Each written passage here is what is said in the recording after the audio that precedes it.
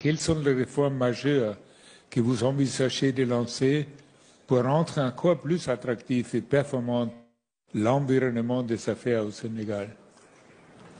Oui, je crois, comme vous l'avez dit, le Sénégal a des atouts assez appréciables dans la zone de l'Afrique de l'Ouest d'abord, mais en Afrique de manière générale.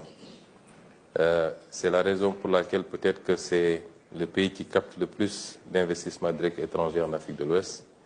Et il est classé dans le top 5 des pays africains qui captent le plus d'investissements directs. Beaucoup d'atouts, comme vous l'avez dit, ça commence par sa position privilégiée dans les chaînes d'approvisionnement. Le Sénégal, c'est la pointe la plus avancée en Afrique de l'Ouest, qui est pratiquement à 7 heures de vol du continent américain, du continent européen et de tout le reste de l'Afrique. C'est du continent américain, européen et même une partie de l'Asie, notamment les pays du Golfe, mais également de tout le reste de l'Afrique.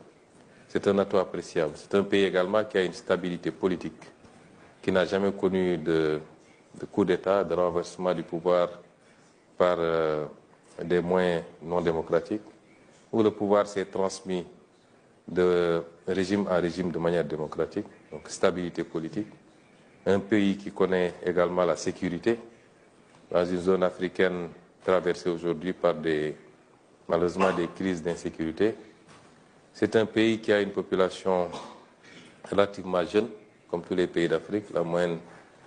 Les populations de moins de 35 ans varient entre 65 et 70%. C'est un pays qui est ouvert sur le reste du continent également. C'est autant d'atouts, en plus maintenant de ces atouts physiques. Aujourd'hui, il y a énormément de ressources naturelles qui ont été découvertes au Sénégal. Et ce que je voudrais dire aux investisseurs, c'est investir au Sénégal, c'est pas aller à l'aventure. On a deux atouts majeurs en plus de ceux que je viens d'évoquer, c'est la prévisibilité et la transparence. Et c'est ce que nous offrons aujourd'hui. Et pour accompagner maintenant tout cela, nous avons déjà un cadre assez stable, mais que nous voulons améliorer.